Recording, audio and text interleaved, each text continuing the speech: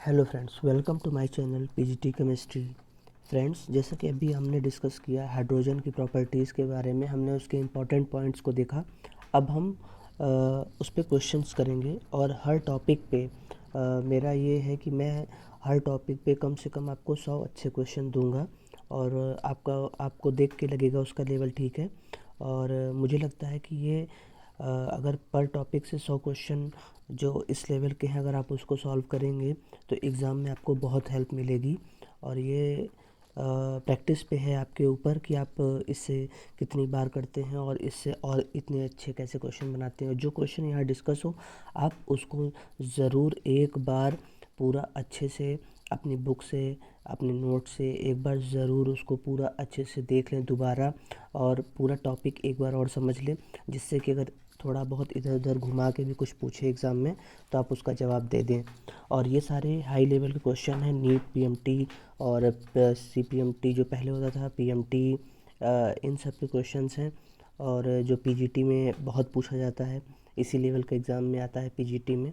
तो मैं यहाँ 30 क्वेश्चन का सेट है, अभी 30 क्वेश्चन डिस्कस करूँगा और बारी बारी 30-30 क्वेश्चन के करके लगभग 100 क्वेश्चन से ऊपर ही आपको कराऊंगा हर टॉपिक पे। अभी ये हाइड्रोजन पे ही आपको 100 क्वेश्चन कराऊंगा, उसके बाद एस ब्लॉक पे 100 क्वेश्चन, पी ब्लॉक पे 100 क्वेश्चन, डी ब्लॉक पे 100 क्वेश्चन, और सबका आंसर भी बताऊंगा और आप इसको अपने से भी सॉल्व कर सकते हैं।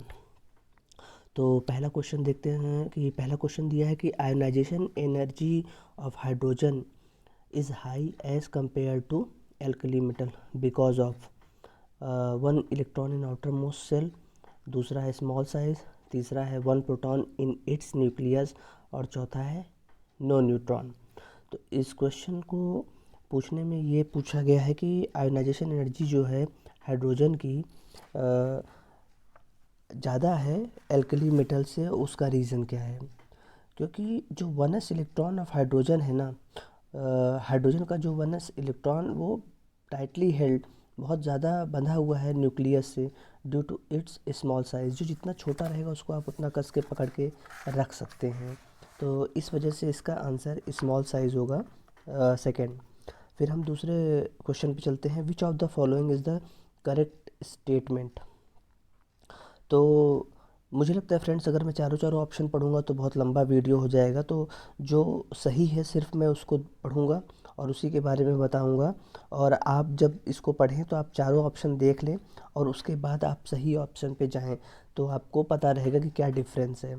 तो which of the following is the correct statement. तो hydrogen molecule is diatomic, so और द हेलोजन्स।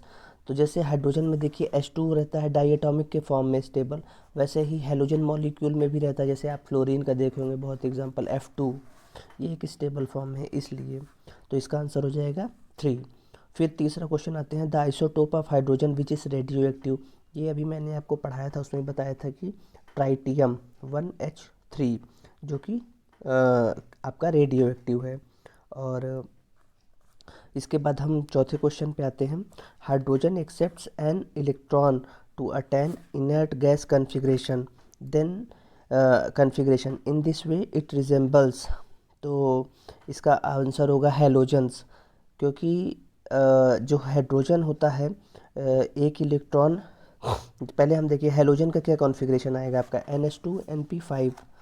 तो एक इलेक्ट्रॉन अगर ये जो है और कर लेगा तो ये स्टेबल कॉन्फ़िगरेशन में आ जाएगा।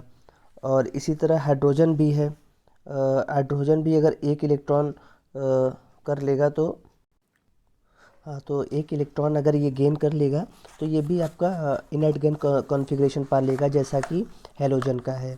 तो इसका आंसर हो जाएगा हेलोजन।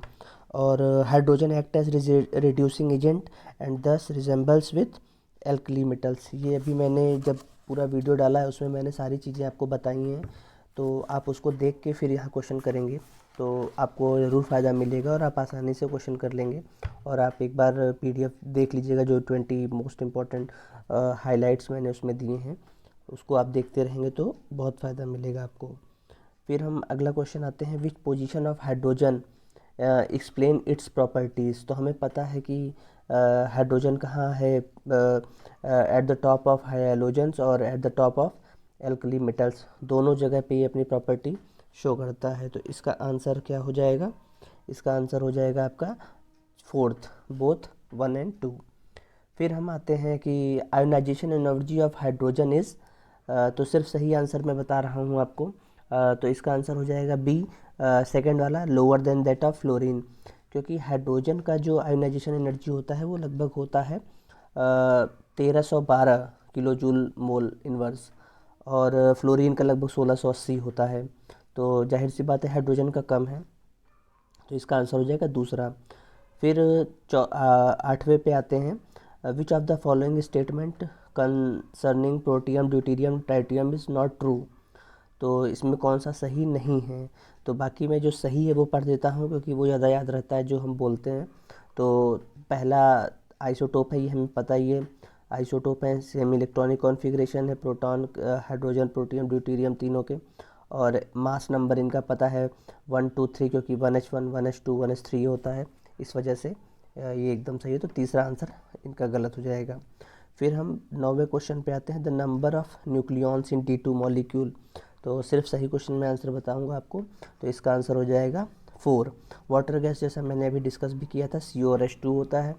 और the catalyst used in the water gas shift reaction, ये आयरन क्रोमेट होता है।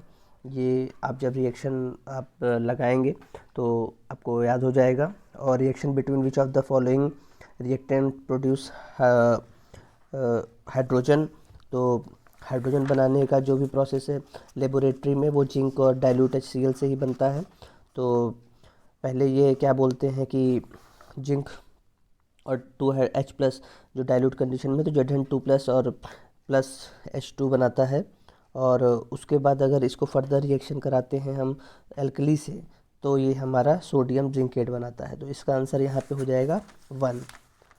फिर हम हाई प्योरिटी ऑफ 13वें क्वेश्चन पे आते हैं, high purity of di hydrogen